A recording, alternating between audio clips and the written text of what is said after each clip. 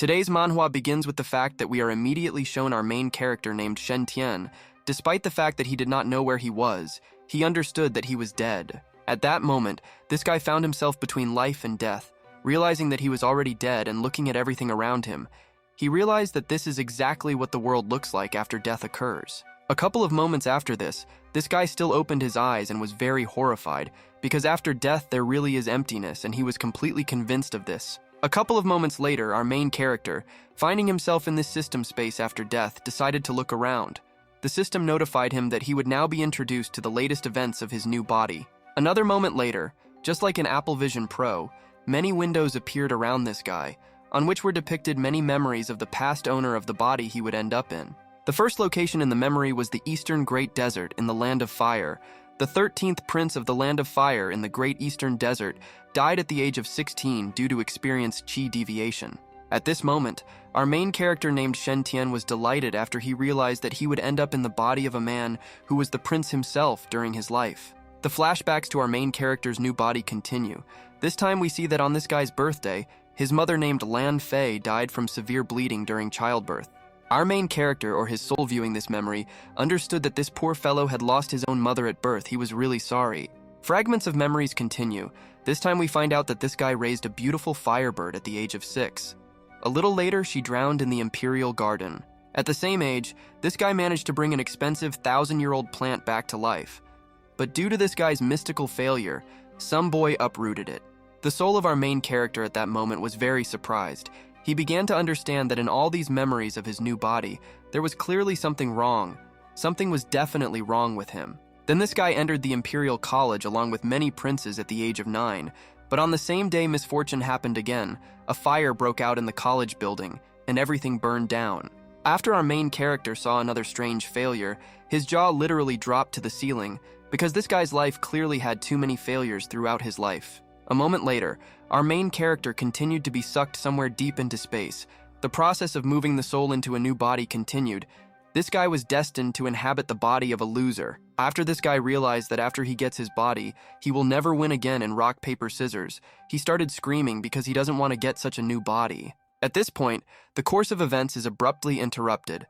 After the soul of our main character finally enters the new world, we move to some building from ancient Japan in the middle of the century. Another moment later, we see our main character already in his new body. At this time, he is lying in his chambers in his white robe. He has long, luxurious hair that will be the envy of many. Suddenly, our main character in a new body suddenly wakes up from his sleep. Cold sweat immediately appears on his face from such a sudden change in environment. He hears someone calling him. Meanwhile, our main character begins to slowly understand what is happening. He has just moved into the body of a loser whose memories he recently saw in system space. A couple of moments later, our main character, who recently woke up from sleep, is approached by one of the servants who is surprised that the prince has woken up and tells him to drink water as soon as possible. Another moment passes and our main character decides to take a closer look at the strange thing that hangs above his servant's head, because it is some kind of strange, translucent, greenish halo. Our surprised main character continues to stare at the strange thing above his servant's head. A second later, he realizes that there is a real halo above his servant's head, just like in heaven. At this time, tears begin to well up in the eyes of our main character's servant. Looking at the prince, he says that it's very cool that he was able to wake up this time. Due to the fact that our main character has the memory of this body, he calls his servant named Eunuch Gui. He asks his servant to bring him a mirror so that he can look at himself. The next moment, we see our main character looking in surprise at his reflection in a luxury gold mirror from Gucci. Looking at himself, he asks questions.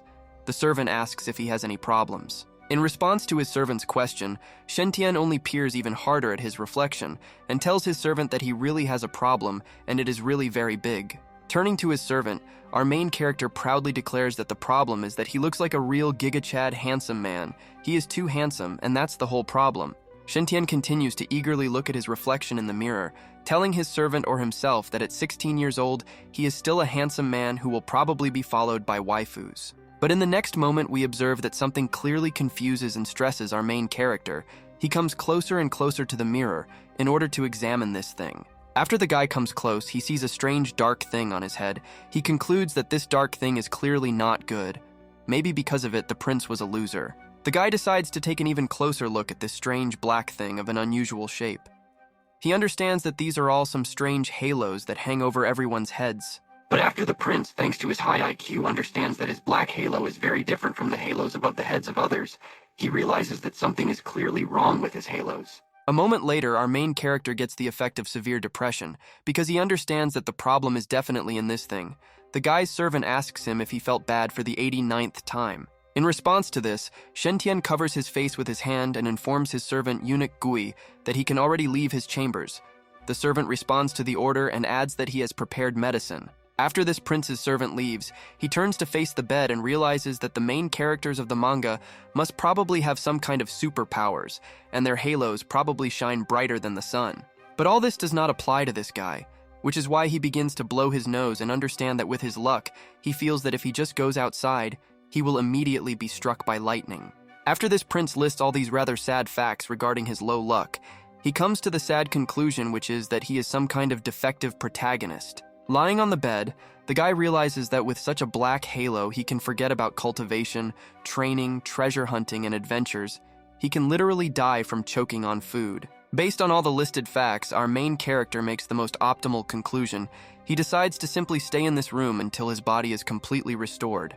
Realizing that he will be able to recover only if he can provide himself with proper rest during rehabilitation, he continues to lie on his bed and eat the ceiling with his gaze. Not even a couple of minutes pass before our main character's rest for recovery is interrupted. A servant approaches him again with the words that it's time for him to take his medicine. But these medicines that are given to our main character to take turn out to be incredibly bitter. So immediately after they enter the guy's mouth, they immediately come back with an additive. After this awkward scene, the prince's servant invites him to finally get up from his bed. He asks if everything is fine with him. Shentan replies that he won't get up and everything is fine with him. Next, this guy begins to literally shine with his coolness. Placing his hand on his chin, he declares that until he gets out of his bed, bad luck will definitely not be able to catch up with him. This is where the course of events continues, because our main character stands firmly by his words, and in this ancient world there is not even a Genshin impact, much less a telephone, so time quickly accelerates. Dozens of hours have already passed and night comes. Returning to our main character, we understand that he is simply mortally bored, and he already really wants to play on his Samsung S24 Ultra. A moment later, our main character concludes that without a cell phone, a computer with the internet and Fortnite, life is absolutely meaningless. He understands that in this case, it is better for him to die. However, this guy's conclusion does not last very long, and literally after 1 second, the prince abruptly gets up from his bed, saying that he is completely wrong and he should not die. Our main character with shining eyes and a clenched fist continues to say that life is a very precious thing, but the price of freedom still remains the more valuable thing in life itself. This is why Shentian abandons his plan to stay in bed to avoid failure. Instead, he gets out of his bed and dresses up in his cool new prince outfit. After our main character dressed up in his cool prince costume and decided that he could safely go forward like a wave towards the adventures that this world had prepared for him. As soon as our main character left his chambers, all the servants who were standing around were very surprised and their eyes bulged, because the 13th prince coming out is an important event. But when the frame moved to our main character, we saw only a confident Giga Chad who seemed to have completely forgotten that he has the worst possible luck in this world. Despite the fact that the prince tried not to pay attention to the halos, he noticed that everyone around them had them. There were a lot of them around. He wondered if his ability was to see other people's halos. But despite the fact that our main character was the only person who was able to see other people's halos, he was angry. Because the author gave him such a cheating skill, he considered it all a mockery. Despite the incredible beauty of our main character, absolutely all the servants ran away from him when he approached, as if they had seen a real ghost. He really is like the god of failure. Continuing to walk around his domain, the prince tried his best to ignore the fact that everyone was discussing him. The two maids were surprised by the fact that this guy was able to live to see his 16th birthday. The prince continued to pay attention to these strange halos. He realized that if you look closely, there is still a difference in them. Among ordinary palace ones, they are white and do not glow at all. After Shentian made this conclusion, he also noticed that eunuch Gui's halo is different in color from the halos of other eunuchs holding titles. Those in charge of clothes and those in charge of stables are slightly green. Noticing this, our main character immediately began the thought process. He concluded that most likely people with ordinary luck have white circles, and those who are luckier have golden halos. Next, this guy concluded that most likely they were telling the truth in a past life, because if you want to live well, you need more greenery.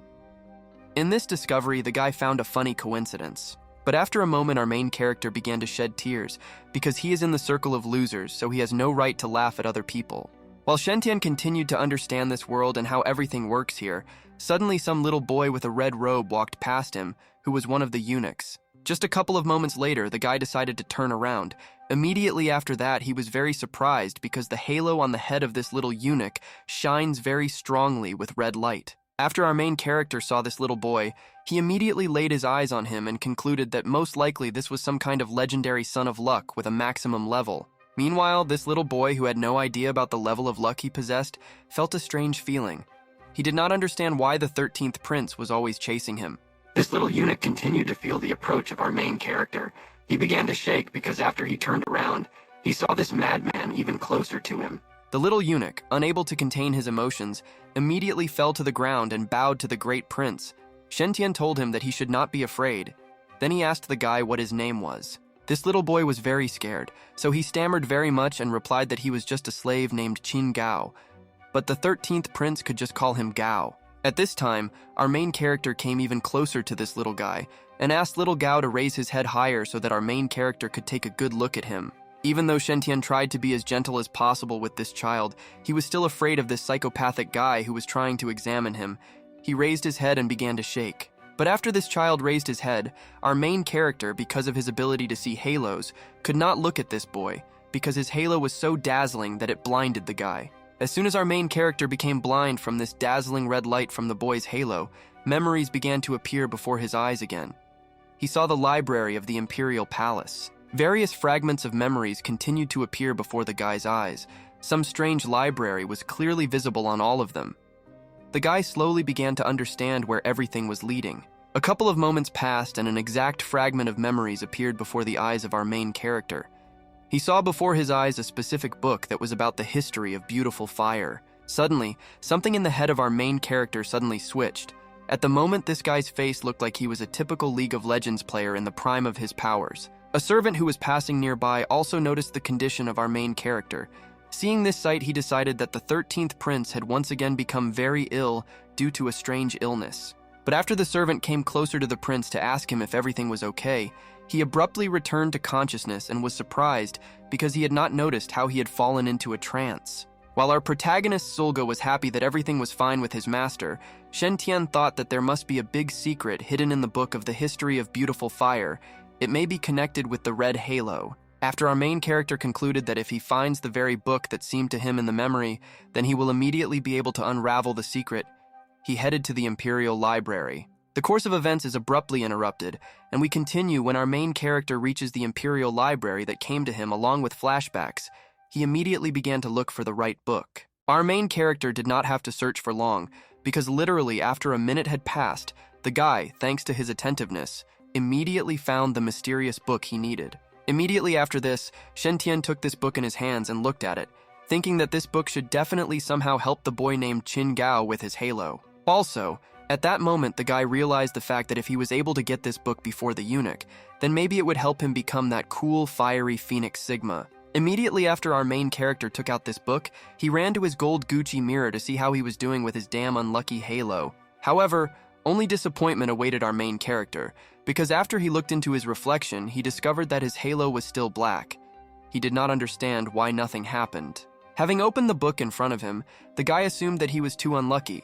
That's why he couldn't figure out the secret of this book. But it's also possible that there's no point in all this at all. The course of events accelerates, and our main character spends 3 whole days studying this book, this historical book without any illustrations. And the plot in it is boring. Perhaps the guy is unable to solve the mystery because of the dark halo. After a couple of moments, our main character is interrupted from studying. This is done by his servant, who informs his prince that he has not left the library for 3 whole days. But the guy stood his ground. Our main character had serious intentions. He was not going to go out without knowing the secret of this book. He understood that having such terrible luck, he would lose this book immediately after leaving. The course of events accelerates another 3 hours forward. We see our exhausted protagonist having read this entire book up and down again. He found absolutely nothing in it. But after this guy saw his servant, an idea came to his mind, because he can still ask someone else to look into this book instead of him. Maybe this will work out. Having created his ideal plan, the prince immediately approached Eunuch Guy and asked him to look into this book. because it seemed to him that something special was hidden in it. The servant did not understand what this guy was talking about. Despite our protagonist's assumption, after the servant took this book from his hands, he answered his master that there was unlikely to be anything special in this book. While our protagonist's servant continued to say that he was unlikely to find anything worthwhile in this book, we saw something strange fall out of this book in the hands of the servant. After another moment, this strange package from the book fell to the ground and opened on the floor. The servant was shocked by this. This meant that our main character was completely right with his guess. Despite the successful discovery, our main character understood that he had combed this book from beginning to end for 3 days. But as soon as someone picked it up, it immediately revealed its secrets to another. While our main character continued to look at this thing, his servant told him to his master that he had managed to find the skill jade with which their ancestors passed on their special techniques. Hearing this, our main character looked at this jade even more surprised and realized that he was holding in his hands a real book of skills that belonged to the demon Hyuga. Our main character at that moment was very happy because he was finally lucky, but the servant standing behind him wanted to tell his master that something was written on the jades. After that, we saw in front of us the very parchment in which the jade was wrapped. It said that only eunuchs could comprehend this technique, but the guy would have to undergo castration, otherwise he would not be able to learn the technique. Our main character, having read these terrible conditions, immediately threw this bundle of jade out of his hands because he was unlucky again. The servant standing behind asked his master not to be angry, but Shentian's anger was very difficult to pacify.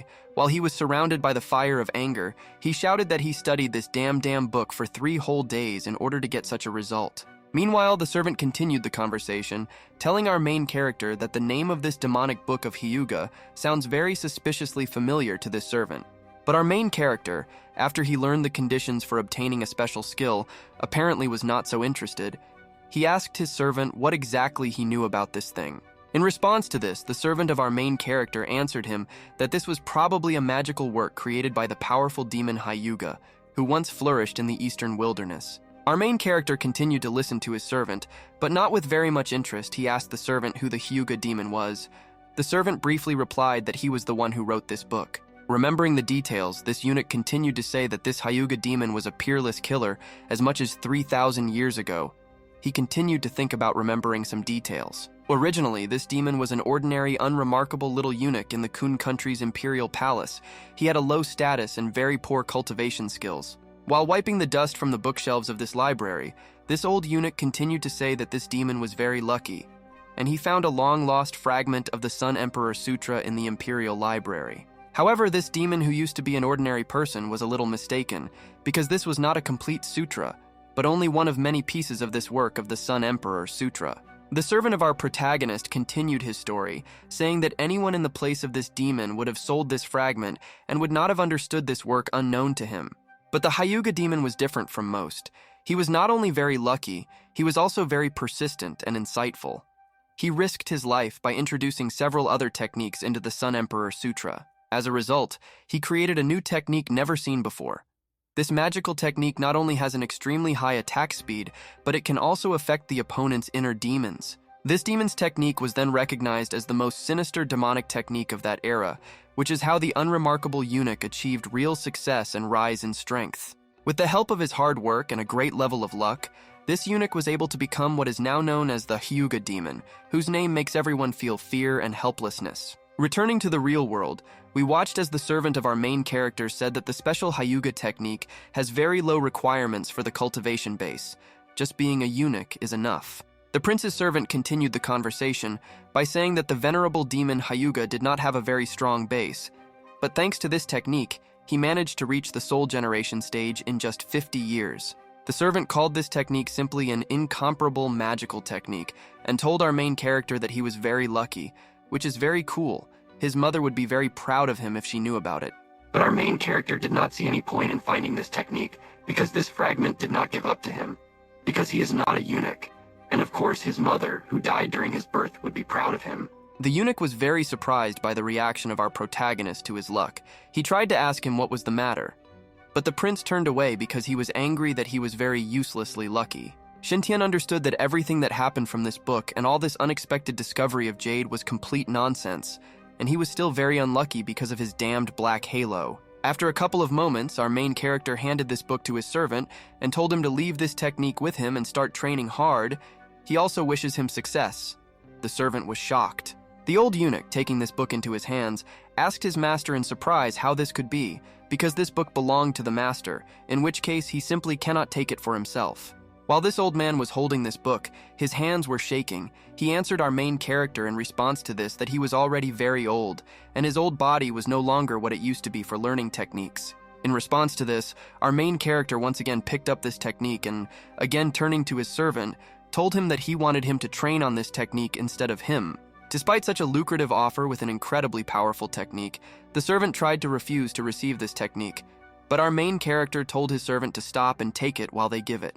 Immediately after this valuable paper containing the strongest technique fell into the hands of this servant, he suddenly stepped back and began to behave strangely. The master asked him if he was okay. The servant began to cry and told our main character that 20 years ago, Gio was falsely accused of stealing palace treasures. Only concubine Lan stood up for him and thereby saved his life. Continuing to cry, this old eunuch continued saying that he was never able to repay this concubine for this kindness, and the prince gave him the Sun Demon Sutra. Now he will train hard day and night. This servant continued to cry and scream uncontrollably, standing in front of our main character. He swore to him in front of all the gods that he would protect him at all costs until death took him. At this point, the course of events ends abruptly, and we continue when the scene of action changes to the Imperial Garden, in which there are many gazebos and beautiful structures. Then we were transported to our main character who was walking through these areas. The servants around were very surprised by the next appearance of the 13th prince on the street, because he rarely went out. Our main character, the loser, at that moment looked around and realized that despite the fact that he had found the demonic book of Hyuga's skills, it still did not help him solve the problem with his luck. But despite all this sad news, our main character is at least convinced that his faithful servant Eunuch Gui is the person he can rely on in any situation, because he is very faithful to him. Despite his terrible luck, our main character understood that he was still lucky, because if his faithful servant begins to cultivate using the technique he found, then he will definitely be able to help him in the future. Just a couple of steps later, the gentleman stopped after he heard someone shouting at the boy, calling him blind. These screams were coming from the palace of the 6th Prince Shen Ao. Shen Tian, looking to the side where the sounds were coming from, realized that someone was apparently being bullied. So he decided to go and have a look. Moreover, he still doesn't know what the aura of good luck looks like on the head of the 6th prince. Meanwhile, our main character continued to move towards this conflict. The two maids who were standing there before our main character called Qin Gao a poor thing, because he was about to be beaten to death. After Shen Tian came close enough and heard the name Qin Gao was surprised, because he completely forgot about this person, because he used his lucky chance. Meanwhile, the eunuchs who stood very close to the scene of the action asked the boy if she understood how expensive this 9-leaved Ganoderma was. This boy's whole life is not worth a single leaf of it. Then we watched a terrible picture. They hung this poor guy on a cross and told him that he would serve as an excellent example for others, so that next time everyone would be careful while working. Meanwhile, our main character, who almost reached the epicenter of events, wondered if Qin Gao was one of the lucky ones. How could this even happen to someone who has good luck? After our main character looked at the face of this beaten guy, he realized that this was a real disaster, and this poor guy had a slightly transparent red halo over his head. Watching all this, our main character understood that this boy's halo was no longer as dazzling as it was the first time. It was obvious because part of his luck had been taken away. After a couple of moments, the attention of our Gavlin hero was attracted by some strange, mysterious look. He was filled with anger and looked as if this man was going to slaughter the Akatsuki. Even our main character, after seeing this look, immediately realized that this was the same look of the main character of the manga, who was going to take very cruel revenge on his offenders. At this moment, our main character thought about this situation even more. Perhaps this is the main character who has experienced all kinds of adversity. In the end, such people survive and kill all their enemies. But suddenly a question appeared in the head of our main character, who is now this guy's enemy, the one who is now mocking him, Shen Ao, or maybe the whole country of fire that subjected him to torment. A moment later, in the head of our main character, the outcome of events that could happen was depicted, in which this boy who was mocked grew up and destroyed the entire country of fire with his own hands. Accepting this theory as quite possible, our main character understood that he under no circumstances could allow such an outcome of circumstances, which means he must change this. Immediately after Shen Tian realized that all this could lead to a butterfly effect, he rushed to the place where the torture took place in order to do everything to prevent such a terrible ending. Despite the fact that our main character quickly shortened the distance to the place where the beating was carried out, the blow with the whip was almost delivered.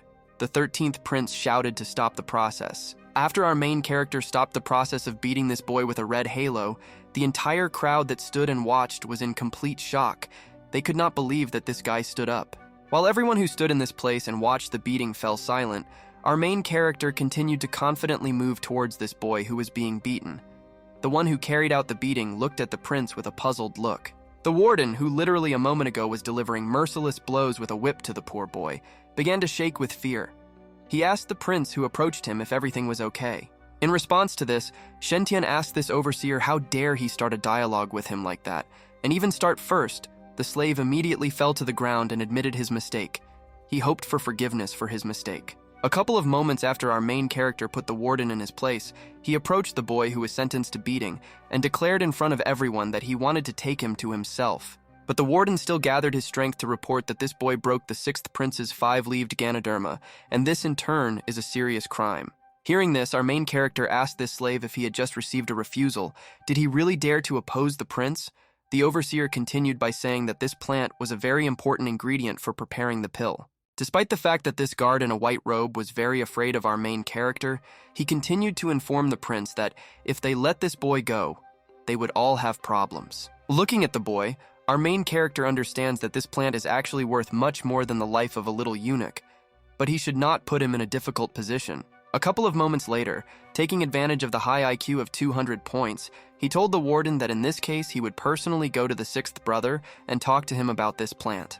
The warden at that moment understood that all this was very strange, because the 13th prince had never interfered in palace affairs before, and this time the prince was very worried about the little eunuch. Suddenly our main character stopped abruptly because he remembered one fact. This fact was that the 6th prince, as he knows, is not a very talkative person, so it will be difficult to negotiate. In the opinion of our main character, this meant only one thing. As is usually the case in short stories now, there should be a big and very epic battle between him and the 6th Prince MP4.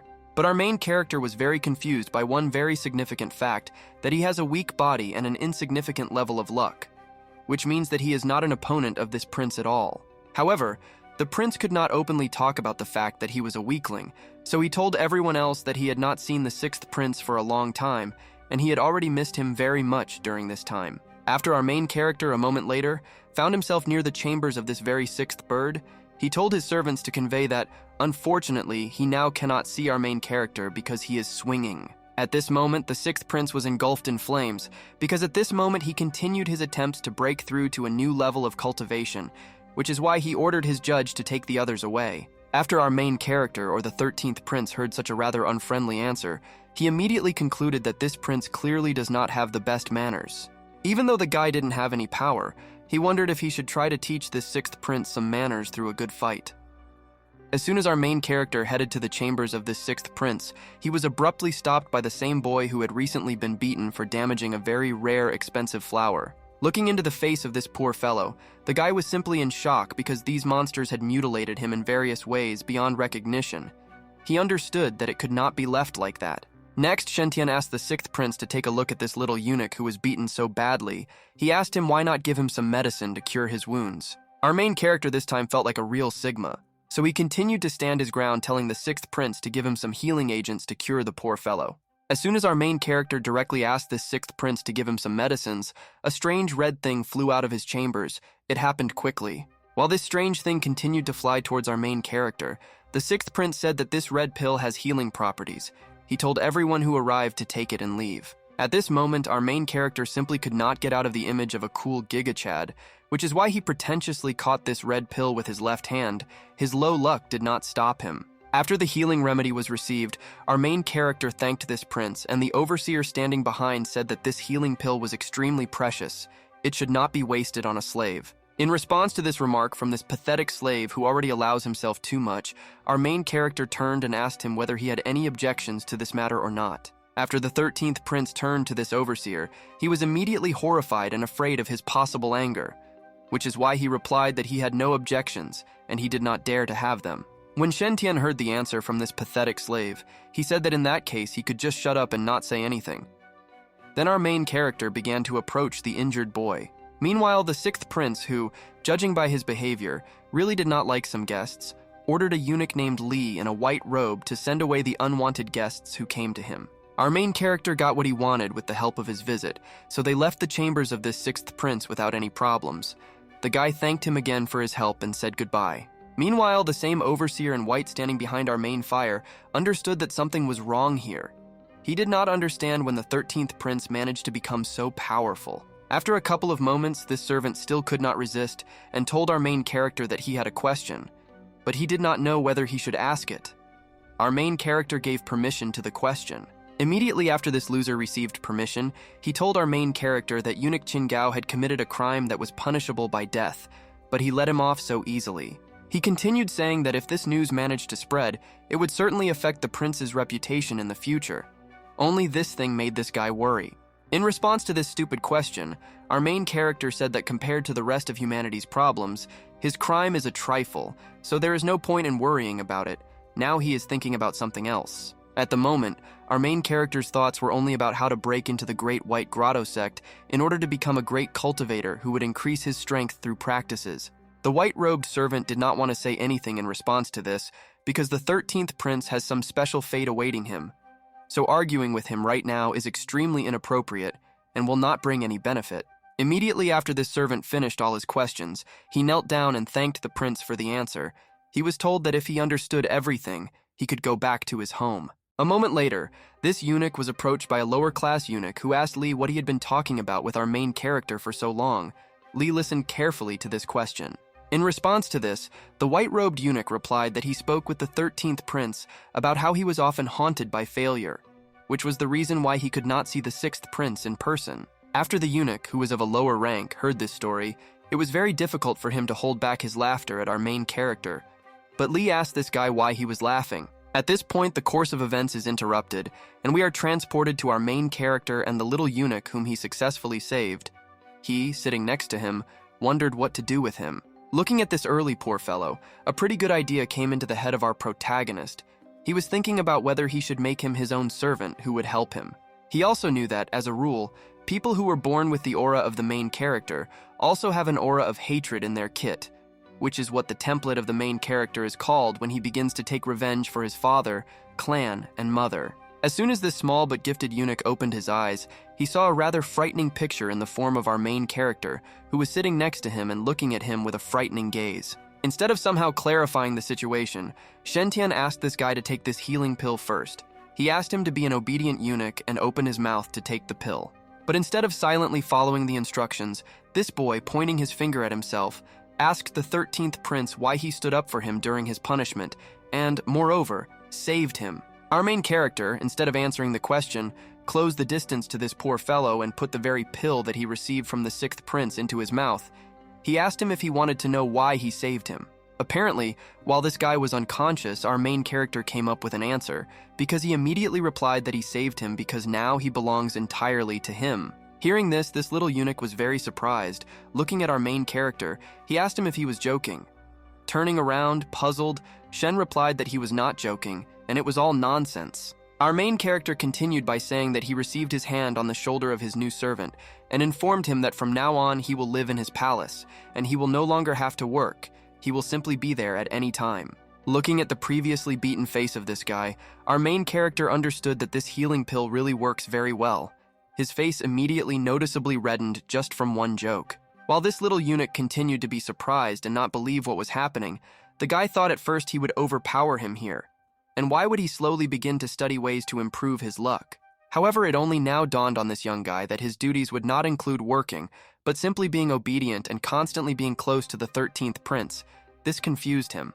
The more this little eunuch thought about what it all looked like in the end, the more awkward and scared he became because most likely this guy was becoming a slave to our main character. After the guy had already figured out the fate of what he would do, he immediately threw himself into his pillow and started crying. He told the prince that he really couldn't do what he wanted. But Shen at this time only turned to his new servant in surprise, and could not understand why this little eunuch, after he saved him and offered him good conditions, was behaving so strangely. Next, we watched as our main character approached another servant already familiar to us, and instructed him to make a copy of the book of the Hyuga demon and give it to Qingao later. And he instructed him to train him. However, Our protagonist's orders to this eunuch do not end there, he also told him, in addition to everything, to also prepare a separate room for him in the palace. Chin watched this in surprise. Literally a moment later, this little boy jumped out of his bed and threw himself on the floor, thanked our main character very much for this. He also added that he would definitely repay him for his kindness. Surprised by such a sharp reaction from his new servant, our main character came closer to him and asked him to lie back, because his wounds had not yet fully healed and they could open again. Looking at this beaten guy, Shen understood that, be that as it may, the Book of the Hyuga Demon is a happy chance for that boy. If in the future he becomes someone great, he can ask him for a favor. But suddenly our main character was abruptly distracted from his stream of thoughts. Most likely the special ability of our main character again allowed him to see something strange invisible to others. The reason for the surprise of our main character was the halo above the head of his new servant. It was red as always, but this time he blushed deeply, which meant that luck had returned to this boy. Immediately after our main character realized that this guy's situation had improved, he immediately reached for his gold Gucci mirror to see how he was doing with his halo. Seeing his reflection, our main character was waiting for good news because his halo was not as gloomy as before. This is a good result because now everything is not as bad as it was. Next, our main character again plunged into his thoughts in order to understand what improved his situation. Perhaps it was the return of good luck to this guy Qin Gao, or the fact that he shared a book with him. Due to the fact that at the moment our main character had limited knowledge about these halos, only one thing was clear to him. He still had to test all these points in practice. Our main character decided not to hesitate, so he immediately told his servant guy to forget that he asked him to make a copy of the book. His servant replied that he would carry out his order and forget. Next, our main character, according to his plan, immediately looked at the halo above the head of his new servant. After he decided not to share the book, green spots appeared on top of the halo. But changes in the halo were not only in the servant of our main character, but also in himself, because his halo after that became the same as it was before all this, at the very beginning of his stay here. In order to finally consolidate his theory, our main character again ordered his servant guy to make a copy. If he understood everything correctly, then everything should return to its place. And so it was. In addition to the fact that a smile appeared on this guy's face, the halo above his head became bright red again, which means he again regained his high level of luck. After our main character, with the help of his 2 IQ, easily figured out this little principle of how these halos work, he was very happy because now he knows more information about them. But repetition is the mother of learning, so our main character, in order to make sure once again, asked his servant to forget about making a copy of the book with techniques for his new servant. Our main character continued to repeatedly ask his servant to either forget or remember to make a copy of the book for this boy. Guy understood that this book must have confused his master. After our main character, after numerous repetitions of his theory, was convinced that he understood everything correctly, he began to leave this room satisfied because he understood how to change the halo. Continuing to walk around the land of fire, our main character realized that with his still low level of luck, he should not act rashly, he should approach decisions seriously. Then a simple truth came to the mind of our main character. In his opinion, he decided that in order for him to become stronger in cultivation, he just needed to find as many lucky people as possible who were lucky. In the past few days, Shen Tian was looking for a variety of people who should have been very lucky, but due to the fact that he was among the unlucky ones, absolutely no one wanted to see him next to them. But despite this, he continued. A very depressed Shen Tian walked through the palace and suddenly saw a little maid with a snow-white halo, like her conscience above her head. The guy was watching her. Immediately after the guy did an analysis of what her luck was, at that moment he realized that she had probably found a pearl in the bush. Shen Tian saw a lucky chance in this girl's halo. That is why, taking advantage of someone else's chance, our main character, without any remorse, picked up the pearl in advance that this girl was supposed to find. Then he gave it to this very maid. Immediately after this little incident, our main character came to the conclusion that it turns out that a lucky chance happens not only to the absolute lucky ones, but also to those who are very lucky. Immediately after our main character gained even more information about these halos and levels of luck, he sharply opened the doors to some room, thereby raising questions from those who were inside. Our main character at that moment appeared to his 2 humble servants. Immediately after that, he grabbed first his servant Gui and then Qin Gao. Without further ado, he told them to follow him. Everything happened so quickly that these 2 could not even imagine where they were being taken. But the guy did not answer a single question and continued to lead his 2 servants to where he intended. After a couple of moments, we find ourselves in the Garden of Soul Meridians. Spirit stones are consumables that are used by immortal cultivators for practice. They can increase the pumping speed of immortals. This is the largest trading market. Moving to the inner busy streets of this market, we also learn that the cultivators here were engaged in digging up spiritual ore, and then they cut out this consumable resource called spiritual stones. But despite the fact that the idea of these spiritual kanmei is quite simple and useful, however, not every spiritual ore contains spiritual luck. This is another game where more luck wins. After our main Reo reached this place with his two servants, Guy notified the master that they had arrived at a place where everyone was trading in spirit stones, and the second servant was silent. Guy continued informing his master, the prince, that despite the fact that there is trade in these stones, a good spirit stone still cannot be bought with money. Despite the story of the old servant, our main character continued to move along this market as if nothing had happened. The young servant added that this is so, and he heard that you can get spirit stones if you are very lucky. As the three continued to move deeper and deeper through this market, Gui asked our protagonist to forgive his old slave, but it was too early for his master to use the spiritual stones. Looking around everything, our main character catches himself thinking that everything here is far from being as simple as he thought. Before coming to this place, he was looking at everything around at that moment. But despite the fact that in reality everything turned out to be more complicated than he thought, today the 16th prince was going to try his luck, which he was clearly suffering from. But the guy was full of optimism. After our main character set out to test his luck, he and his group arrived at the store. They were already ready to open ore with spirit stones of different qualities. After those who were engaged in the sale of these stones that open, they asked our main character, looking at him with hungry eyes, what ore he was going to open by paying for it. As soon as our main character caught the eye of these terribly greedy merchants, judging by their eyes, he immediately realized that everyone, without exception, really wanted to deceive him at any cost. It seemed to him that he had already been deceived. Then we heard an announcement from him that the little sorceress had arrived. Everyone was shocked by this news, and from the fact that she was going to try her luck again, they all intended to watch this. But our main character had no idea what little sorceress we were talking about, which is why he approached a random man and asked him who it was. The guy was surprised and called him an ignoramus for not knowing this. Next, a random person from the crowd answered our main character that this is a sorceress who is an appraiser of spiritual ores. She is famous for being the best at assessing the profitability of spiritual ores among the professionals. After the random man on the right finished his story essentially about this little sorceress, the second man added that in addition to being talented, she is also a stunning beauty waifu. The man who noted her incredible beauty also added that whoever marries her will be very rich and successful, because with her you will never have to worry about spirit stones. This beauty is great at getting them. A couple of moments pass and everyone's favorite little sorceress appears on stage. As soon as this girl appears in sight, all the men sitting in the hall hold their breath.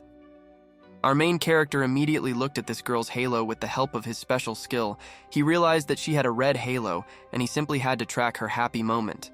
While this girl continued to walk through this market as if nothing had happened, our main character did not take his eyes off her halo above her head because he had to track her happy moment. A couple of moments after the guy continued to follow her, he realized that her halo was not giving any signs, which meant that she had no chance at all to catch success. While this girl, who was the best stone appraiser, continued her procedure, our main character understood that if everything he knows is true, then today this legend should be unlucky. However, our main character, continuing to observe this girl, also admitted the possibility that his ability may simply not work on this particular girl, because he has not yet learned his ability.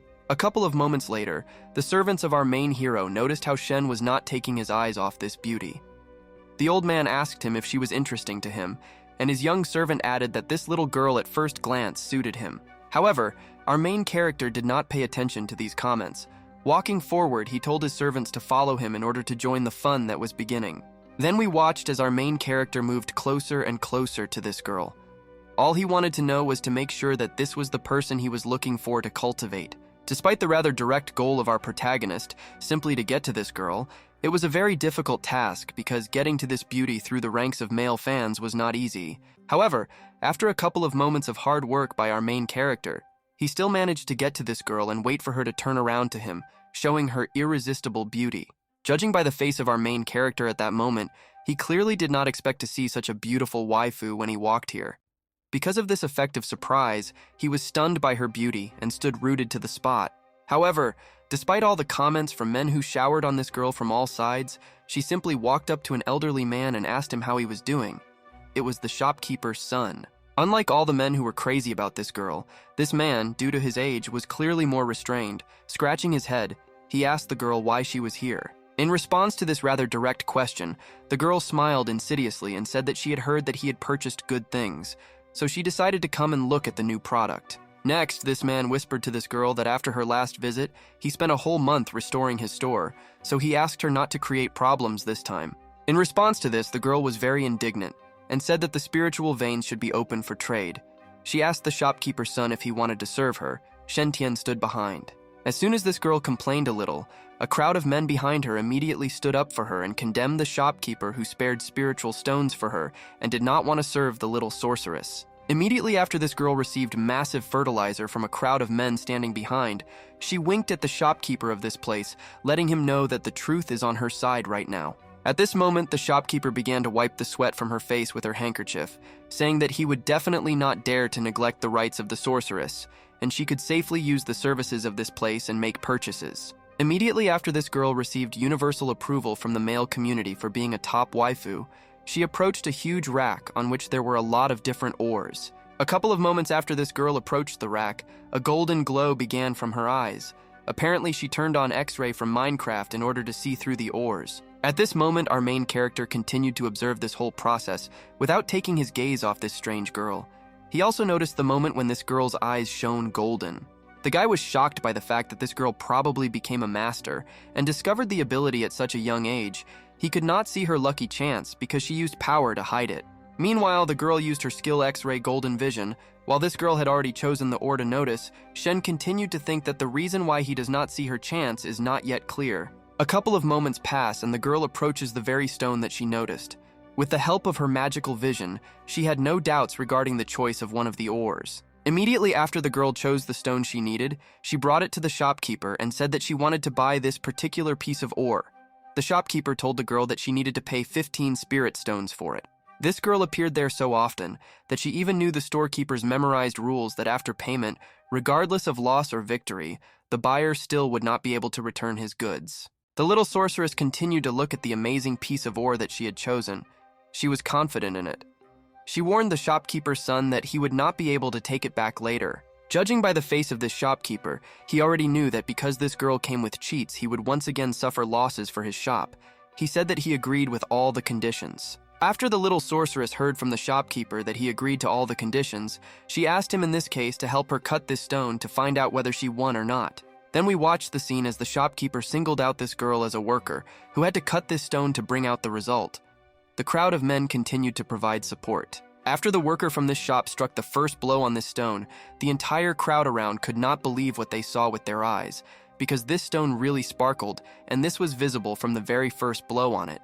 A moment later, the employee of this shop makes another blow, and everyone around, including us, is finally convinced that this is really a spiritual stone, and this girl is smiling at that moment because she didn't try. Despite the fact that the crowd of men did not get anything from this, they were happy for this girl with cheats as if they themselves had won. They shouted that Lin Quan managed to guess, and it was true, the spiritual stone. Even the shopkeeper approached this little sorceress to tell her that she really deserves her nickname, Little Sorceress. It looks like this spiritual crystal was born in a stone.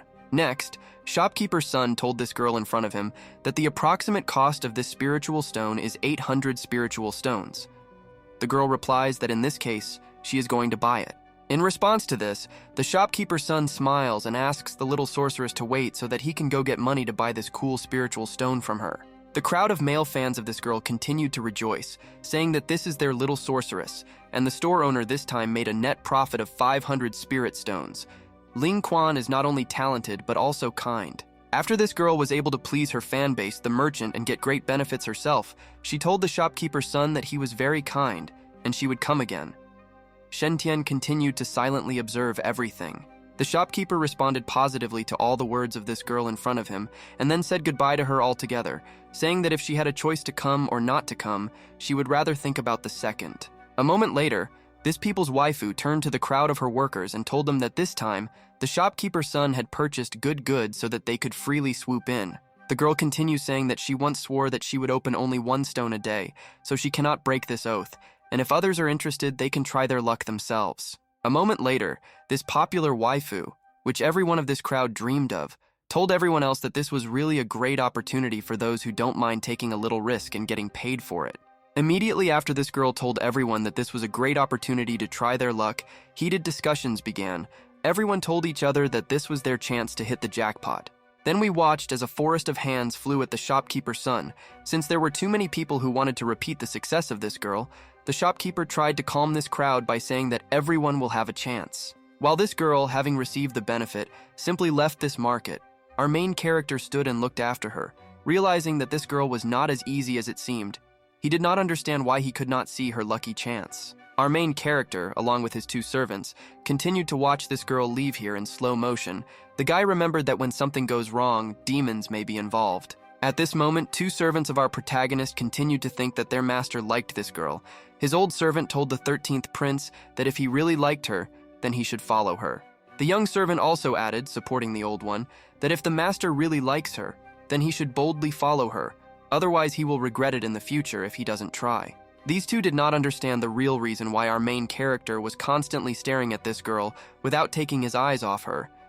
They continued to drill into the back of the guy's head, with their eyes creating an awkward atmosphere. Next, our main character wondered how he could pursue a little girl with his then noble status as the 13th prince, because if they found out about this, his title and freedom would come to an end. Next, our hero's servant told him that he had just seen someone following this girl.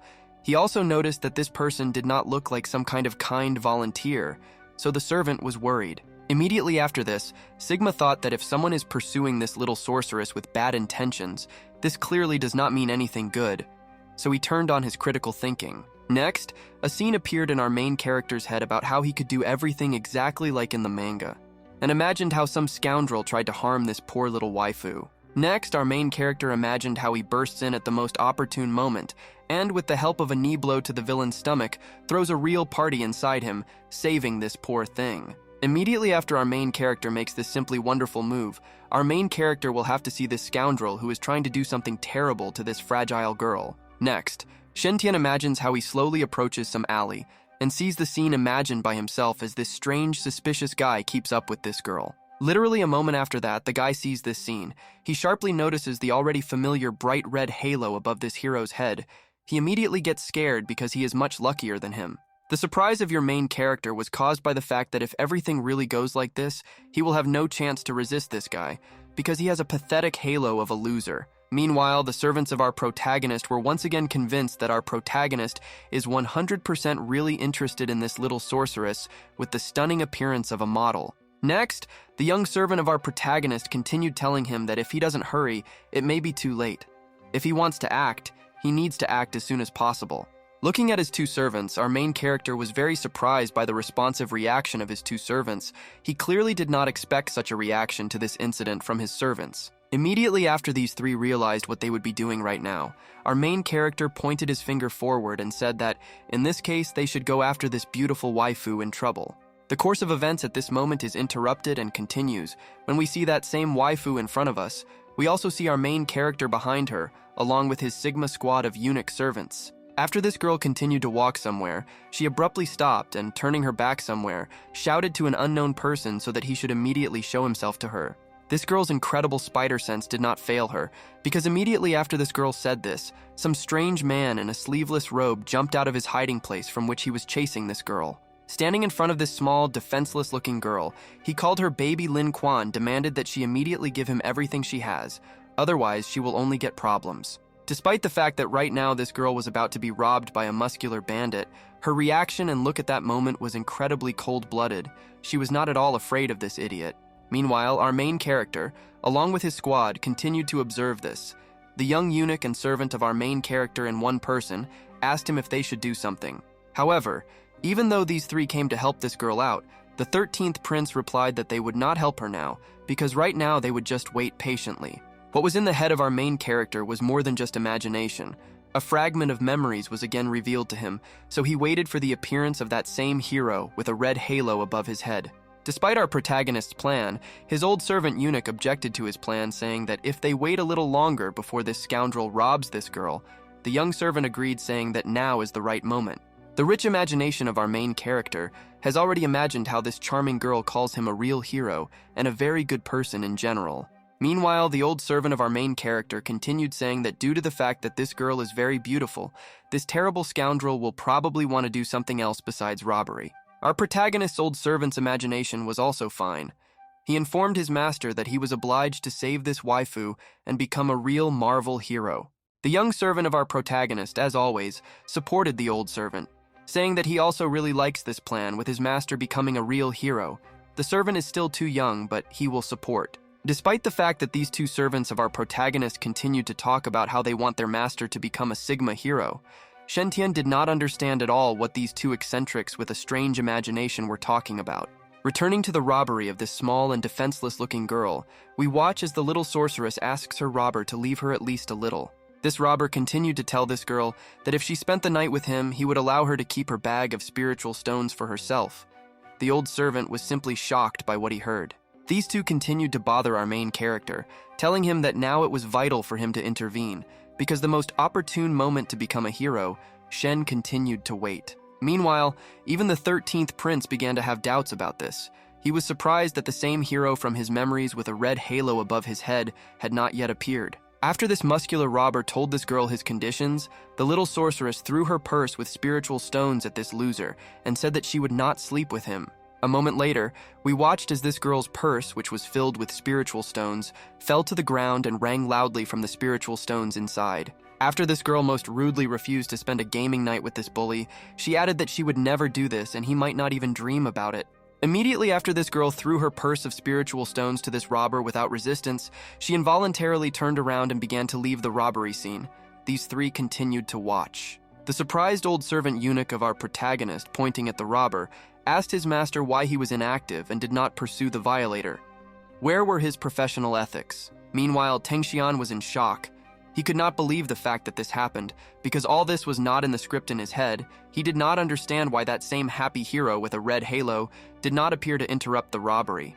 Immediately after the 13th prince realized that there was no point in waiting for anyone, he clenched his teeth and realized that it was he who should have been the hero from Marvel, and not some random guy. Not even one moment passed, and we saw how our main character instantly jumped out of his place to appear in the very center of events.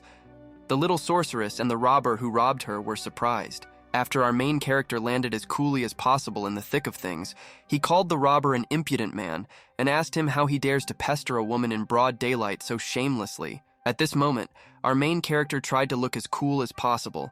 He covered this girl with his body and asked this robber if he realized the gravity of the crime he committed. Next, our main character turned to the little sorceress in trouble to tell her that she shouldn't worry, because while he's here, this idiot bandit won't be able to harm her. But apparently our main character understood something wrong, because the man who seemed to be pestering this girl scratched his head in puzzlement and asked our main character what the hell he was talking about. With his appearance, our main character puzzled not only this pseudo-robber, the waifu herself was also offended, who was indignant at the fact that the guy called her a woman because she is still very young. Despite such strange circumstances, our main character looked at the woman and told her that she had understood everything wrong, and the robber asked the guy what he was thinking about this. Our main character continued to think that he was the only one right in this situation, pointing to a man who looked like a robber. He told him that he was giving him a chance to return to the girl everything that he had taken. While this robber continued to ask our main character what he would do, suddenly a girl approached our main character from behind to pull him by his red robes. Next, this girl tried to put on a friendly face and told the gentleman that it was none of his business, and he should just leave here. The guy asked the girl if he could let this scoundrel do whatever he wanted. However, this robber did not intend to tolerate the antics of our protagonist. He began to produce his energy and asked the prince if he really wanted to seem like a hero who would save the beauty. Immediately after this man got into a fighting stance, he made a very quick jerk in order to close the distance so as not to leave a wet mark on this guy. He shouted to him to try to defeat him. Meanwhile, this robber continued to head towards our main character at high speed, but the prince himself at that moment stood without leaving the line of attack, protecting the girl standing behind him with his body. But after a couple of moments, our main character realized that he had gotten himself into serious trouble, because the cultivator base of his current opponent was at the level of the chi energy processing realm. The girl was also in shock. However, the little sorceress did not want to watch this robber destroy our main character. It was for this reason that she decided to interrupt this fight by shouting to these men so that they could not fight immediately. But our main character, having heard this, did not intend to retreat a single step. He answered this waifu that she had nothing to fear, because this scum robber would absolutely not be able to escape from him. A couple of moments after this, instead of getting his hands dirty, he summoned his Pokemon named Eunuch Gui. He instantly rushed onto the battlefield to protect his master and help him win. Thanks to his new technique, the servant of our protagonist directed his new technique at this scoundrel, causing him a large amount of damage. He called him an impudent man because he dared to be rude to his prince. However, the series of attacks of our protagonist's servant did not end with this blow of his new technique. He continued to deal this stupid idiot another powerful blow to his stupid face. This servant, who had already mastered a new secret technique, decided not to stop at the second blow in his series. He continued to deliver blow after blow to the face of this stupid idiot of a robber for his prince. There was no point in carrying out a fourth series of blows, because he simply would not have been able to stand it. After the smoke from the battle had cleared, we saw the old servant of our main character, who informed the prince that the bandit had been defeated. Our main character was shocked at how his servant easily dealt with such a powerful enemy. The demon's magic book that he had recently obtained is really so powerful. A couple of moments after this fight ended, our main character approached this poor thing and told her that everything was in order now. He asked her if everything was fine, and if she had been accidentally hurt during the fight. Without waiting for an answer, our main character awkwardly scratched his head and smiled and said that there was no need to worry, because anyone in his place would have acted exactly like him. A couple of moments after the 13th prince said all this to this girl, she did not answer him and instead immediately ran to the defeated man to find out if everything was okay with him. After this girl reached this man, the sight was clearly not a pleasant one, because this guy was covered in terrible, huge abrasions and wounds. He could barely open his eyes after he was defeated. Immediately after this girl approached this beaten guy, she bent over to him a little to ask him if he was okay. In response to this, the man mumbled that they had not agreed. Our main character at that moment was very surprised by what he saw in front of him, because he finally thought about what was going on here. He asked the supposedly saved girl what this guy beaten by his servant was talking about. A couple of moments after our main character asked this question, this girl replied that this beaten man said that our main character is a very bad guy because of whom he was beaten. Immediately after this, we were once again shown this terribly beaten poor fellow. He continued to try to barely speak. All he did was ask for some money. The main character did not understand what he was talking about. Immediately after this beaten guy barely said that he wanted his money back, the girl told our main character that this guy said that he would not let him go. It was very difficult to stop our main one at that moment. He accused him of not only pestering a girl in broad daylight, but he also managed to threaten her while in such a pitiful state. The servant of our main character asked him if he should beat him again. This beaten guy prayed to our main character not to ask his strong servant to beat him again like a punching bag. In response to this, our main character folded his hands and said that most likely this loser already understood this sentence, because he simply asked our main character to spare him, being a cool hero. But our main character did not intend to stop. He was going to beat this guy with his own hands, but suddenly the same waifu stood in front of him and told him that this would be an unnecessary action. This girl, judging by her appearance, for some reason felt awkward. She asked the 13th prince to forget about this guy, because there is no reason that the prince himself should get his hands dirty about this loser. But the pressure of our main character could no longer be stopped. He pointed his finger at him and reminded the girl that he was pestering her. He asked this girl if she wanted to spare him so that he would leave him. After our main character decided that this girl was really going to let this robber go, he was very surprised at the enormous naivety of this strange little sorceress. In response to this waifu began waving her hands in front of our main character, telling him that this was not so, and he again misunderstood everything. But after a couple of moments, the girl gave up trying to explain and asked the prince to just forget about it.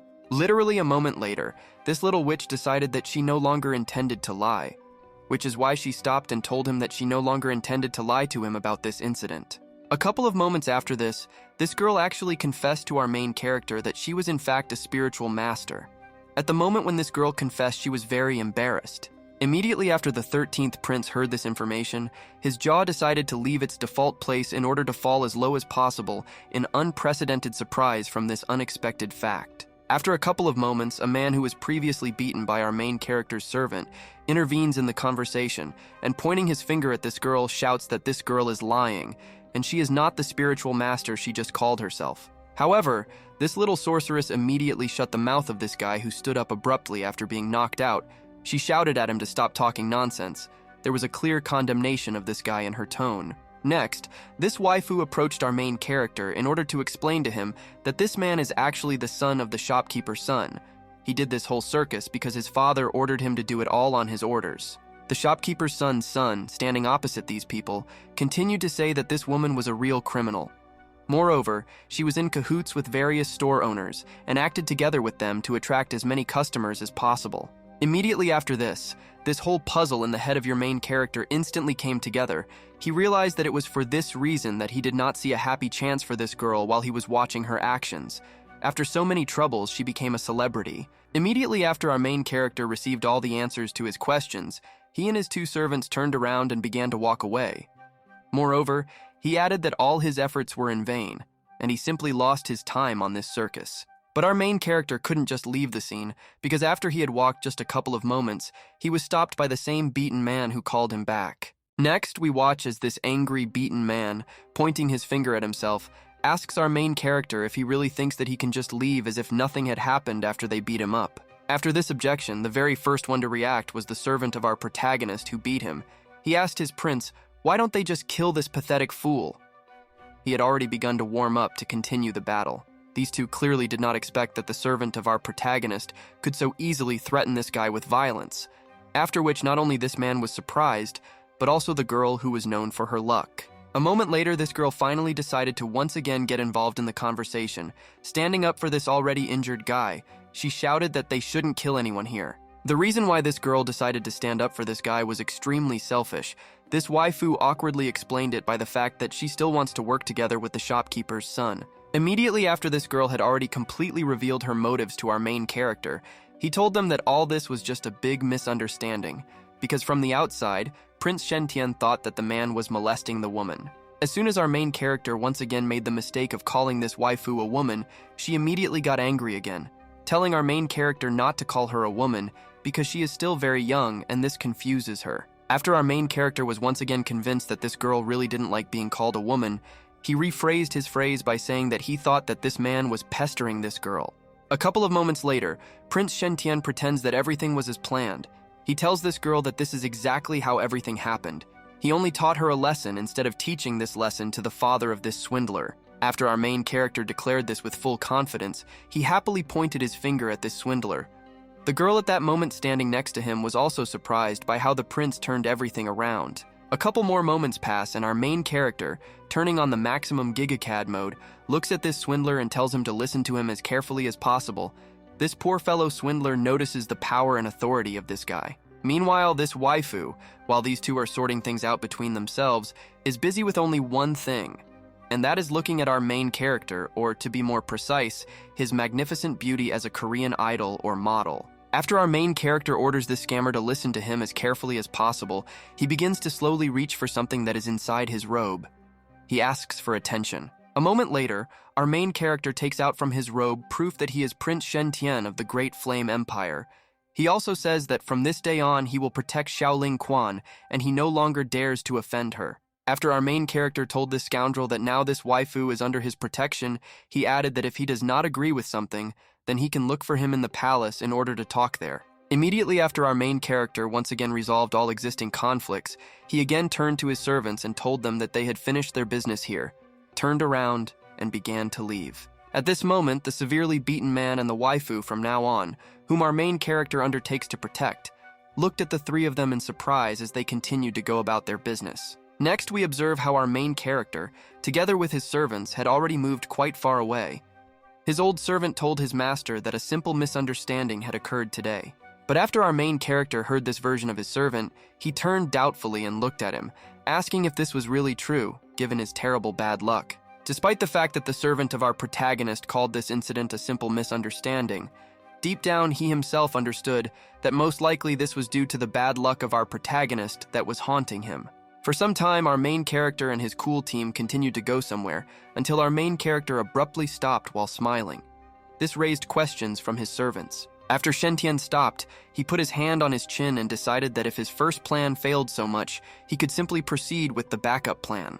At this moment, when our main character decides to proceed with a backup plan unknown to us, the course of events is abruptly interrupted, and we continue when the course of action is transferred to a location previously unknown to us. After we are transported a little closer to the scene of events, we see our main one, or to be more precise, probably his twin brother, because our main character certainly did not have such a luxurious mustache. Immediately after this funny scene, we see how our main character, having received the perfect disguise, organized some strange table, to which he began to call all those who passed by. At this moment, our main character introduced himself as a disciple of a fate from the dark grotto of Mount Nippon, named Shen Iotian. He also continued by saying that his teacher ordered him to go down to distribute spiritual stones. The guy continued to shout that he guaranteed that every spiritual stone he discovered would be given to someone who was destined to receive it absolutely free. The crowd around was very attracted by this. Meanwhile, our main character, who clearly understood something about the basics of marketing, continued to appeal to visitors, continuing to promise everyone that he would help everyone get ore. The young servant of our protagonist asked the elder Gui if the prince really knew how to find spiritual ore. Judging by the face of his old servant, the answer to this question was clearly not easy. Further, Eunuch Guy replied that the spiritual mines are very vast and deep, and without clear instructions, it is very unlikely that their prince will be able to find them. Upon hearing this, the little servant wondered if the prince had gone crazy. The little servant continued to tell the older servant that this does not make any sense because this guy with his luck is unlikely to be able to find anything. The elder replied that in that case, his chances are slim. But even despite this rather deplorable-looking situation, the servants of our protagonist continued to believe in their master. The younger one was sure that the prince had probably come up with a brilliant plan. A couple of moments after this, our main character, in the form of a new person, told his slacker servants to finally get down to business and start shouting and attracting clients to him. The advertising campaign of our main character really bore fruit, because after a moment, people actually began to approach him with questions about whether it was really possible to get a spirit stone from him for free. After a couple of moments, some unusual tall resident approaches from an ordinary crowd of people, and standing in front of our main character, directly asks him if everything he said is true. In response to this, our main character, putting his hand on his chin, replied that he always keeps his words and does not take anything in return. This resident asked the guy what would happen if he lost money. Meanwhile, our main character began to realize that his backup plan was not working as planned because no one believed him, but everyone believed that same waifu Xiaoling Quan. The guy realized that this world is unfair. Further, our main character still answered the resident that they are doing this only in order to accumulate virtue and do good. And if the treasure is not found, then he will be paid compensation in accordance with the account. But even despite all the excellent conditions that our main character gave to ordinary residents, they continued to doubt his words. The resident asked him if problems might happen to him. Apparently, Shen Tian was already tired of explaining the same thing to this idiot over and over again. He understood that this guy just had to bring him good ore, and there was still time for that. A couple of moments later, our main character used his cheating ability to find out what kind of halo this man was stunned by. Looked at the place under his head, he saw a bright white halo. However, the white halo was too weak in terms of luck to rely on it. It was for this reason that our main character directly told this man that he had no chance of mining. After such a harsh statement, this man expectedly got a little angry, asking our main character if he was trying to deceive him. The guy replied that he was just looking for those who were destined to find something. However, even such an answer did not suit this evil resident. Taking our main character by the collar, he called him a liar right to his face and asked him if he was looking for death in this way. After this idiot tried to harm our main character because he turned out to be a liar, his servant standing behind him was ready to deal with him. But the prince stopped him. Our main character tried to resolve the conflict peacefully, told this man that if he harmed him, he would have to pay a certain amount. He asked him if he was sure that he wanted to get into trouble. The 13th prince continued to destroy this man using his charisma. He hurried this resident by saying that their management team would not just stand still and wait for him. A couple of moments after this evil resident still walked away from our main character and, pointing his finger at him, called him a dirty swindler. He also added that according to his soul, there will be someone who will kill him. However, despite the behavior of this man, our main character understood that he was not worth wasting attention on because his halo is only white, which means he doesn't have a chance, and he has nothing to do with it. After a couple of moments, time speeds up and we continue when a huge crowd of people gathers around our main character's shop, and judging by their appearance, they are all very unhappy with our main character's business. Our main character continued his attempts to stop this crowd, reassuring them that he was simply predicting what they were destined for and what they weren't. But absolutely all these people did not believe our main character, calling him a liar. Two residents standing behind called this guy an absolute scammer because he continues to repeat the same line over and over again that they are not destined to receive a prize. Many considered him mysterious. One of the residents also added that this scammer said that he would not charge them if they found the spirit stone. Many were puzzled by the question of what this guy is trying to achieve when he does not receive money. After a couple of moments, some short little girl with black hair appears in the frame and tells this crowd to disperse in order to let her through to our main character. People standing in the crowd immediately understand that this is far from an ordinary resident of this city. It is probably someone from the Market Management Committee. It seems that they will all soon find out who this fraudster really is. After a couple of moments, we understand that this girl, along with other members of the committee, was brought by the same man with a mustache who was the very first client of our main character. He was glad that he was still here. Our main character, looking at this particularly annoying resident, told him directly that he did not expect that he would call someone else with him to return to his shop. A couple of moments after this man found our main character, he told the woman he brought that this is the same man who is desperately trying to deceive a crowd of people. But after this girl, who was a big shot, approached our main character could not take his eyes off her because she simply had the stunning appearance of the goddess of the title. A couple of moments later, his servant approached our main character to warn him that the cultivation base of this girl is the minimum formation of the foundations. Therefore, this guy's servant is not her opponent. But after our main character heard from his servant that if something happened, he wouldn't be able to cope with this girl, judging by his face, our main character didn't care. He told the servant that it didn't matter. After a couple of moments, this divine waifu came closer to our main character in order to examine him as carefully as possible and understand whether he really was some kind of fraudster. After this girl in a cool outfit finishes examining our main character, she says that he clearly doesn't look like a bad guy. He admits that she might be wrong about him. But even despite the fact that this girl, having examined our main character, said that he was unlikely to be a fraudster, this restless resident continued to accuse our main character of being a fraudster. Next, a whole crowd of beauties stood up for our main character. In their opinion, such a handsome man simply could not be a fraudster because he himself said that only those chosen by fate would have a chance. A couple of moments later, this girl from an important committee stood in front of our main character, surrounded by a crowd, and finally decided to say hello. She told our main character that her name is Li Lian, and she is a disciple from the Great White Grotto of Heaven sect. After our main character heard who this girl was and where she was from as a student, he also introduced himself with a false name and said that he was from the Dark Grotto of Mount Nippon. He was happy to welcome this waifu. But after this girl heard the fake name and place where our main character is from, she immediately doubted, saying that she had never heard of him. The resident behind continued to tell this girl not to believe him. Meanwhile, the prince, under disguise, continued to say that his teacher does not like to communicate with people, which is why he lives all alone in complete seclusion from the world, so it is not surprising that she does not know him. After our main character explained to this girl why she had not heard of his teacher, she believed him, and asked him if it was true that he mastered the art of searching for spiritual veins. In response to this, our main character replied that this is precisely where his talent lies.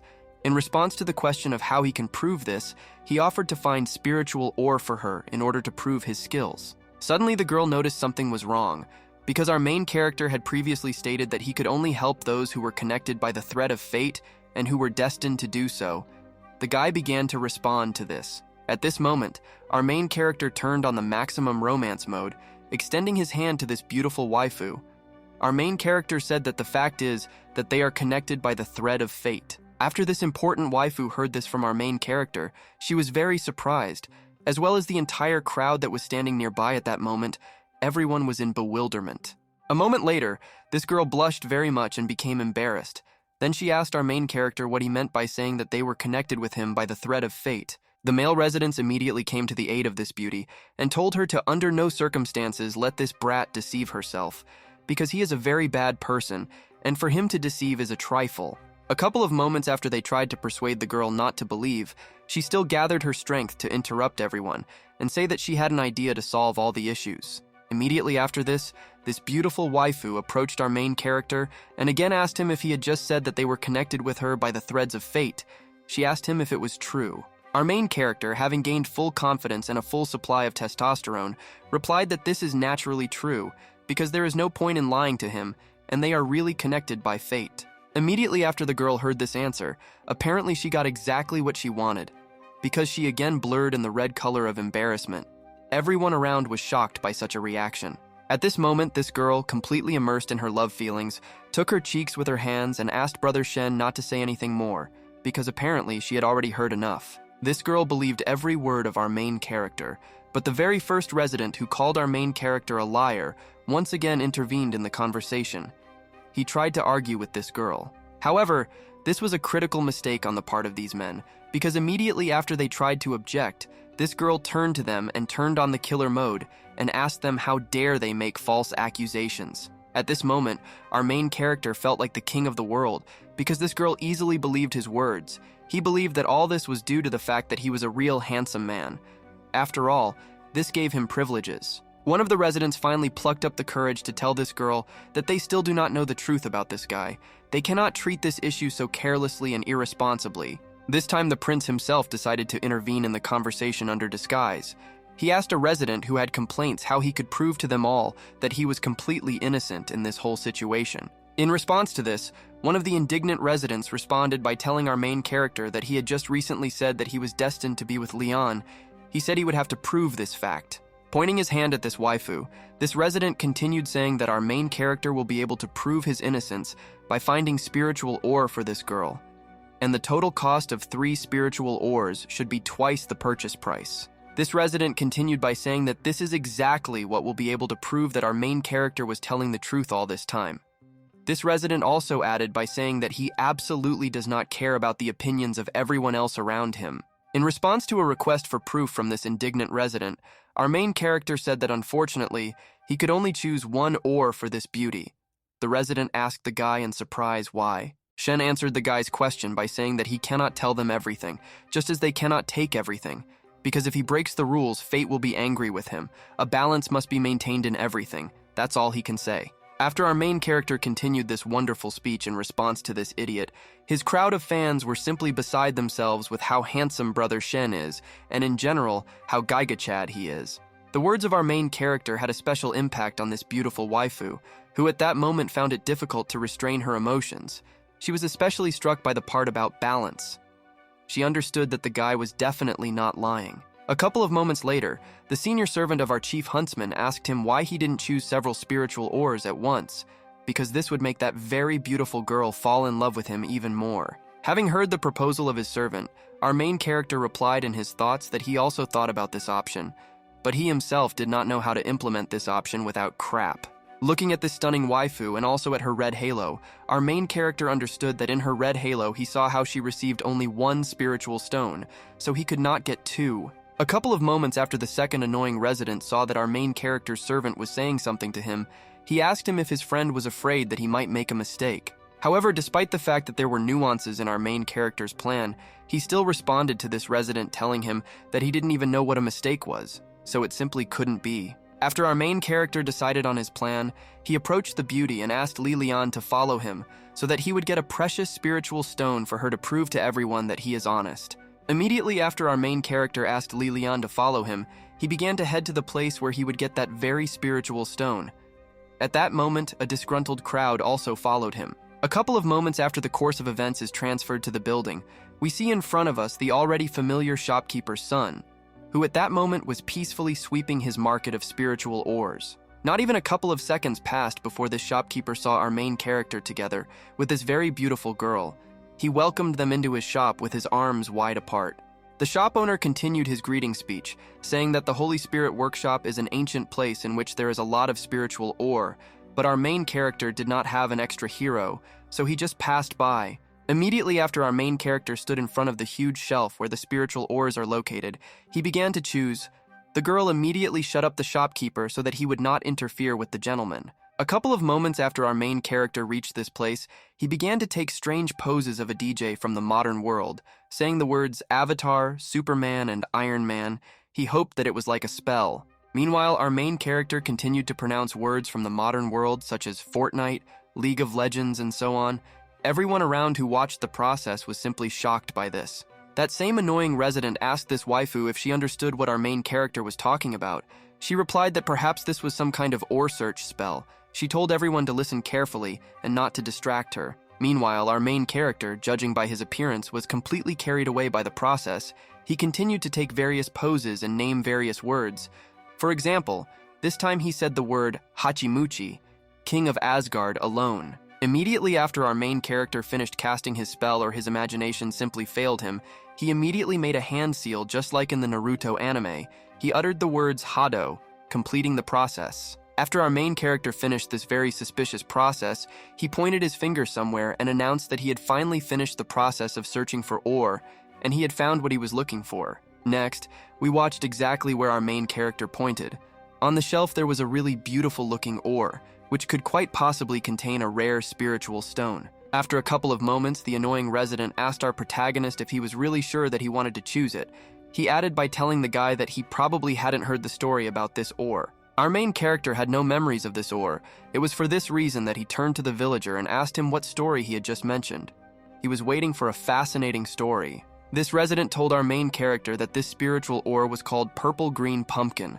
This is the main treasure of the Holy Spirit Workshop, which is a kind of rarity of this place. The resident continued to tell the story about this ore, plunging into the distant past.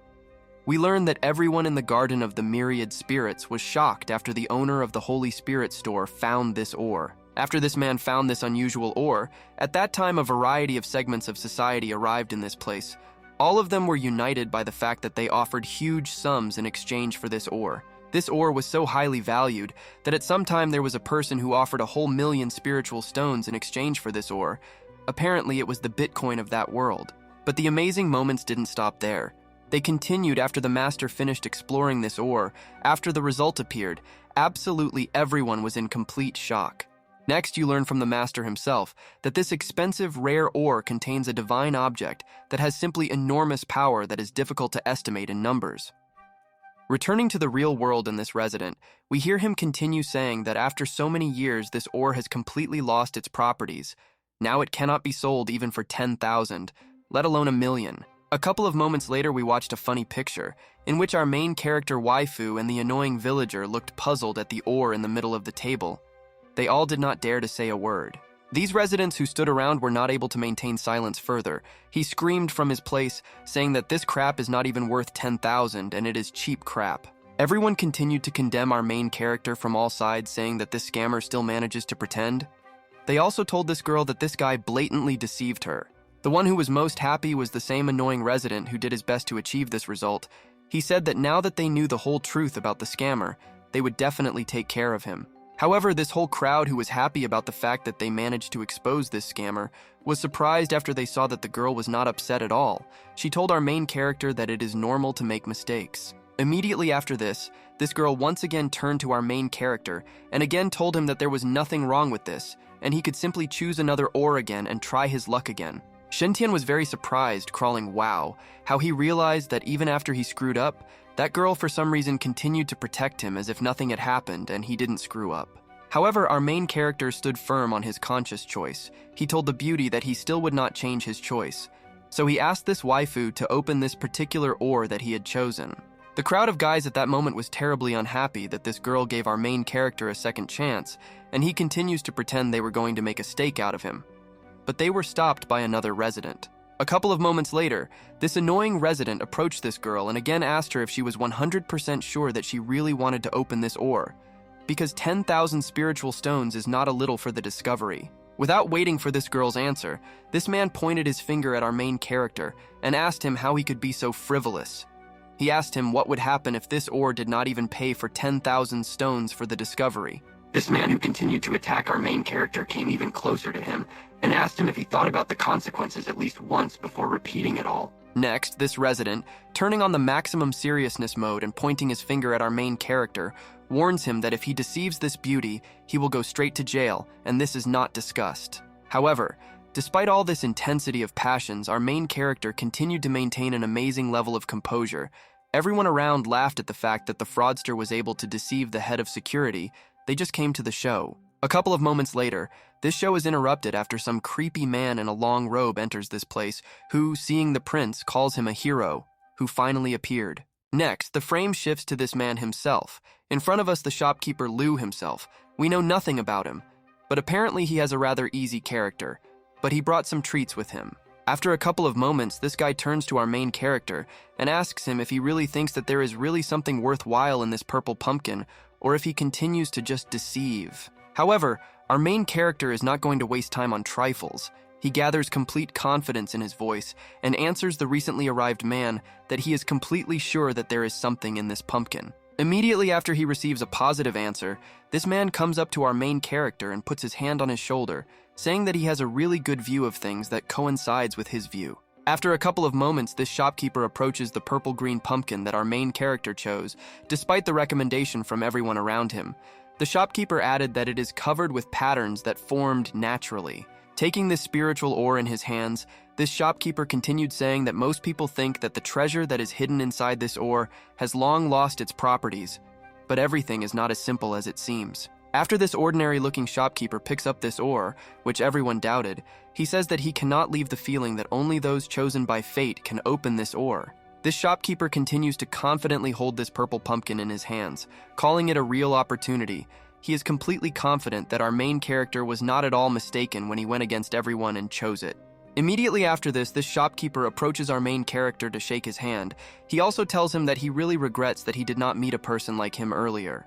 A couple of moments after our main character finally received a whole ton of fertilizer, he turned to that same annoying man and said that it looks like someone else here trusts him. Literally a moment passes, and this annoying resident informs our main character that in front of him is the very owner of the Holy Spirit store named Shopkeeper Liu. This answer causes a mixed reaction from our main hero. Immediately after it comes out that this crazy-looking man is the owner, everyone scolds our main character, calling him a simple actor. He is probably in cahoots with Shopkeeper Liu. The situation is changing a little now. The whole crowd is indignant not only at our main character but at this man. They shout at them that they saw through the two of them. They thought that this was an ordinary swindler, but it turned out to be an actor. Everyone continues to be indignant, saying that they did not expect that the Holy Spirit store would do such a dirty trick. They decide that these speculators need to be punished. The storekeeper tries to convince the crowd that he does not know this guy. After a couple of moments, completely desperate, this shop owner raises his hand and decides to swear by all the heavens that he does not know who our main character is. He also adds that he will be thunderstruck if this is not the case. Our main character adds his word saying that if the store owner Liu and he are really in cahoots, then why didn't he help a large number of people and choose a few pre-prepared ores to attract people? Having said this brilliant proposal to the entire crowd, our protagonist continued by asking the entire crowd if they thought that this move would have attracted much more attention to him than he ended up doing. The guy continued his interrogation of the crowd, asking them if they thought that the guards of the Garden of Myriad Spirits were a bunch of rich idiots. After this statement, the crowd clearly became more obedient and cautious. However, one of the residents still could not calm down. He demanded proof that there was nothing connecting our main character with the shopkeeper Liu, who is the owner of this place. But this is already too much for this question. Our main character doesn't even try to answer. He directly tells the guy that the question is nonsense. He asks a counter-similar question, asking him if he can prove to everyone that he is not his blood father. Our main character continues by saying that, as he said about this before, if they are really connected with the threads of fate, then he will help everyone. And if the beautiful Lian believes him, then she will definitely not be disappointed. Next, our main character sums up his entire speech by saying that the point is that if they all don't believe in the words of our main character, then they are simply missing out on their opportunities, and that's all. But our main character was not going to just give up. Turning on his confident Sigma mode, he shouted that this ore that he chose for a reason was really a very good chance to prove to everyone that he was right. This waifu once again listened to our main character, completely trusting him. She was pleased with every sentence he said. She also directly told him that she completely trusts him. Then this girl approached the shopkeeper and the owner of this place, but when she opened her wallet, she discovered a problem. She told Brother Shen that she believed him, but she only had 5,000 spirit stones with her. However, this girl was not going to back down. She offered this owner of this place her sword in exchange for the missing part of her bet. But the shopkeeper replied that 5,000 spiritual stones would be enough. This man with a thick beard justified his discount by the fact that in front of him there is a really beautiful woman who believes in them. He is ready to sell this ore to her at such a low price without conditions. Next, this man, taking this waifu by the hands, told her that she and our main character became friends at the very first sight, while our main character watched these two eccentrics. Scratching his beard, the shopkeeper said that no matter what is inside this ore, he is not going to take a single piece of spiritual stone from them, because this ore is a sincere gift from him to them. A couple of moments after this, a muscular man with blonde hair comes onto the stage with a heavy axe in his hands, who is going to cut this ore with one swing, which may contain something valuable. In the next frame, we watch as this man is already completing his blow, and this stone receives a powerful blow from an axe that divides him into 2 parts. He clearly should not have survived the AFK. After literally a moment passes, we watch as the stone in the air is divided into 2 parts, and there really is something inside it. It's some kind of strange green stone. The girl happily runs up to our main character, telling her brother Shen that something really fell out of there. At that moment, the feelings of our main character were impossible to describe in words. However, this piece of green color that turns out to be in this ore turns out to be some kind of insignificant small thing. But even despite this, it glows quite brightly. In any case, it will do the role of a nightlight. After the shopkeeper or the owner of this place sees the result of opening this ore, he simply cannot believe his eyes. Clutching his head, he wonders how this is possible. The man immediately runs up to our main character and tears are already beginning to roll in his eyes. He tells the guy that there must be at least something valuable in this ore or something like that. The crowd reacts to this situation quite expectedly. They mock the situation and declare with full confidence that this guy is really a real scammer. This is a real possibility that turned out to be nonsense. A couple more moments pass, and one of the residents from the crowd points his fingers at these two, and now confidently accuses them of the fact that the 2 of them are definitely in cahoots. He asks them if they have anything to tell them. After a couple of moments, our main character turns to the shopkeeper with a smile on his face and remembers his words that he said that he has a good view of things, just like him. A couple of moments after this, without waiting for an answer from this old shopkeeper, our main character extends his hand to the beauty and asks her to lend him her sword for a while. Literally a moment after our main character asks this girl for this sword, he literally flies at him at full speed, but he is already close enough to cause damage to the guy. However, the guy easily masterfully grabs him in his hands, after which he makes a fairly accurate sweeping blow. But it is unclear to us what exactly was the purpose of this guy's blow this time. A moment later, we realize that our protagonist's blow landed on this little thing that came out of the ore he chose. For some reason, he decided to hit it directly at this thing. As soon as our main character did this, something extremely unexpected happened. Instead of collapsing, something stranger happened to this thing. It suddenly began to glow with a golden bright light.